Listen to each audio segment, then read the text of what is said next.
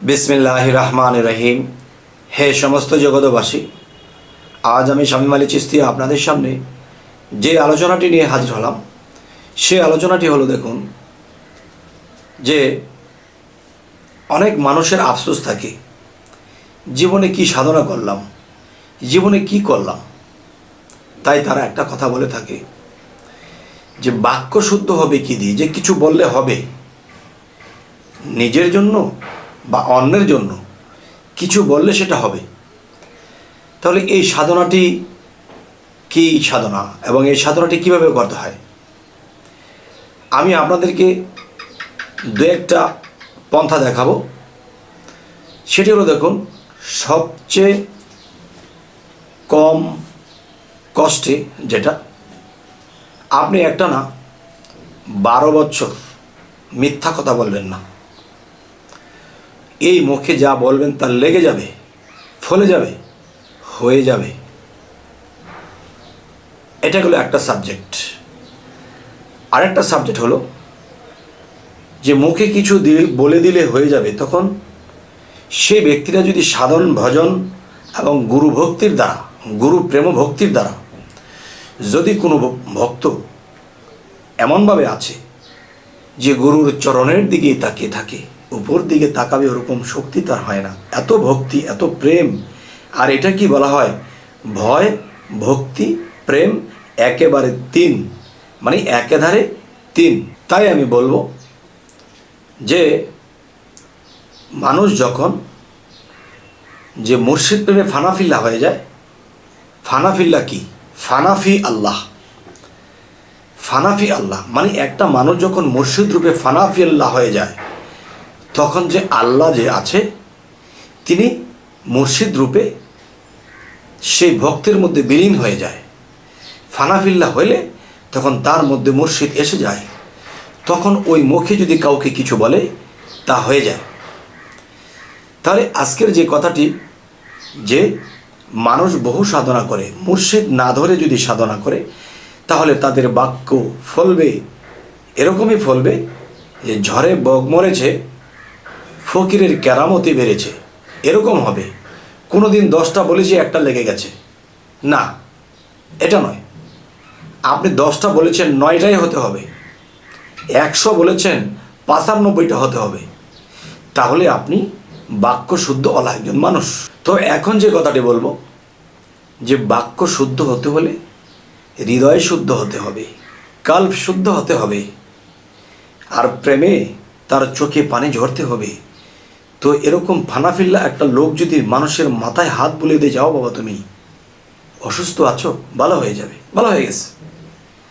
তুমি অভাবগ্রস্ত আছো, মাথায় হাত বুলিয়ে দিয়েছে, অভাব গুছিয়ে গেছে। যদি কাউকে সুদৃষ্টিতে কিছু বলে দেয়, বাস সেটা হয়ে যায়। কেন? যে খালাকাল ইনসানি আদম আলী সুরাতিহি, আল্লাহ আদম রূপে নবী রাসূলদের মধ্যে ছিল, এখন আদম রূপে কামেল মুর্শিদের মধ্যে আছে। দেখবেন যারা মুর্শিদ ধরেছেন, বিশ্বাস করেছেন, তারা ধ্যান করতে গেলে মুর্শিদের সুরতটা সহজে আসতে চায় না। কেন জানেন? আপনি 20 বছর আগে একটা লোককে দেখেছিলেন, চোখে ভাসালে এসে যায়, কিন্তু নিজের মুর্শিদের সুরতটা আসতে চায় না, খুব কষ্টে আনতে হয়। এরকম অনেকেরই হয়। কেন? কারণ যে বিশ্বাস ভক্তি নিয়েছে, ইনি আমার মুর্শিদ, যিনি মুর্শিদ তিনি তো রাসূল, তিনি তো খোদা, আর খোদা থেকে তিনি নয় জোদা। তাই আমি বলবো, যারা গুরু ভক্তি, প্রেম এবং সবসময় পায়ে বা চরণের দিকে লুটিয়ে রাখে, কোনো ফল্ট কথা বলে না, শুধু প্রেমেই থাকে, এবং তার চোখ দিয়ে অধরে পানি ঝরতে থাকে, তখন এই দৃশ্য যখন আল্লাহ দেখে, তখন কি আল্লাহ দূরে বসে থাকতে পারে? আল্লাহ তখন সেই ভক্তের মধ্যে বিলীন হয়ে যায়। আর বিলীন হয়ে যদি মুখে কিছু বলে দেয়, তা হয়ে যায়। এই ফাঁকে কি হচ্ছে? এই ফাঁকে আল্লাহ তাকে মানুষের কাছে জাগ্রত করে দিচ্ছে। আর মানুষ যখন তার কথায় কোনো ফলাফল পায়, তখন তাকে বিশ্বাস করে, তাকে মানতে থাকে। তখন তাকে যখন মানে, তখন রাসূলকে মানা হয়, আর রাসূলকে মানলে কি আল্লাহকে মানা হয়।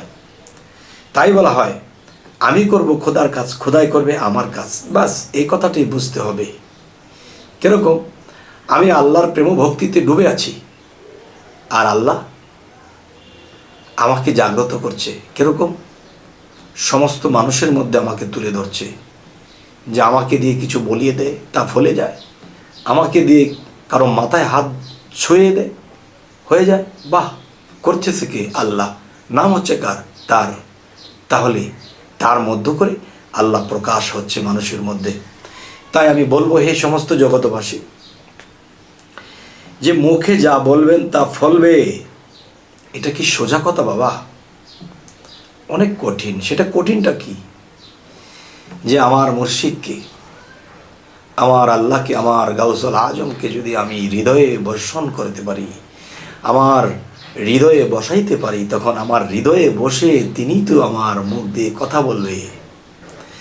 তাই বলবো, হে সমস্ত জগতবাসী, কেউ যদি চান যে না, আল্লাহর কাছে আমি কিছুই চাবো না, বাক্য সত্যি হবে তাও চাবো না, দুনিয়ার সম্পদ তাও চাবো না, জান্নাত তাও চাবো না, আমাকে তুমি আরো বড় করে দাও তাও চাবো না, কি চাবো? হে গাউসুল আজম। গাউসুল আজম শব্দের অর্থ কি? মহাসাহায্যকারী। আর মহাসাহায্যকারী কে? আল্লাহ নিজে। তো এবার আসবো, আমরা এটাই সাহায্য প্রার্থনা করব যে হে আল্লাহ, হে মুর্শিদ, হে রাসূল, আপনাকে পেলেই আমাদের আর কিছু পাওয়ার নেই। তবে হ্যাঁ, আল্লাহ কি বলেছে? তোমরা আমার কাছে ধন সম্পদ অনেক কিছু আছে, তোমরা চেয়ে নাও, কিন্তু আমাকে চাইলে অনেক কষ্ট সইতে হবে। কারণ এই পৃথিবীতে যারা আল্লাহর পাগল হয়ে গেছে, শুধু আল্লাহকেই চায়, তাদের বিন্দনের কাপড়টাও নেই, উলঙ্গ করে ছেড়ে দিয়েছে। কেন? কারণ যারা আল্লাহর ধন চেয়েছে, নামাজ রোজা করতেছে, আল্লাহর কাছে জান্নাত চাচ্ছে, তখন তাদেরকে আল্লাহ সুখ স্বাচ্ছন্দ্য দিচ্ছে, টাকা পয়সা দিচ্ছে। দেখবেন অতিরিক্ত নামাজি ব্যক্তি, ইমাম সাহেব, মাওলানা সাহেব, এরপরে অতিরিক্ত এই নামাজকারী মুসল্লি যারা, এরা অর্থনীতিটা ভালো থাকে। কেন? যেমন হাদিস শরীফে আসছে যে নামাজ বেহেশতের চাবি।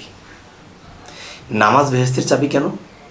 আপনাকে দুনিয়াতে সুখ স্বাচ্ছন্দ্য দিচ্ছে, আর পাগল ফকির তার শরীরের কাপড়টা পর্যন্ত কেড়ে নিচ্ছে। কেন? যে তাকে পাবলিকের কথার যন্ত্রণা দিচ্ছে, ভণ্ড, এটা সেটা, পাগল ছাগল, আর সে হাসছে যে তারা আমার পাপ নিয়ে যাচ্ছে। এত কষ্ট দেয় মানুষে, খাওয়ায় কষ্ট, ওঠায় কষ্ট, বসায় কষ্ট, যন্ত্রণা দিচ্ছে, তবুও কিন্তু সে আল্লাহকে ছাড়া আর কিচ্ছু নাহি চাচ্ছে। শেষের জীবনে সে কি পাচ্ছে? শেষের জীবনে সে এটাই পাচ্ছে যে দুনিয়ার সমস্ত কিছু পায়ের তলে রেখে শেষে আল্লাহকে তিনি লাভ করেছে। তার পৃথিবীতে বড় একটা মাজার হয়ে গেছে, মানুষ এখানেই সেবা ভক্তি করছে, তার নামের উপরে যদি কিছু চায় আল্লাহ তাকে তা দিচ্ছে। দুনিয়াতে থাকতে যাকে যা বলে দিয়েছে তা হয়েছে, এবং মৃত্যুর পরেও তা হচ্ছে। তবে হে সমস্ত জগতবাসী, আমাদের এই চ্যানেলটি যদি আপনাদের ভালো লাগে তো অবশ্যই সাবস্ক্রাইব করে নেবেন, পরবর্তীতে যেন ভালো আলোচনা এনে দিতে পারি। তো সকলেই ভালো থাকবেন। আল্লাহ হাফিজ।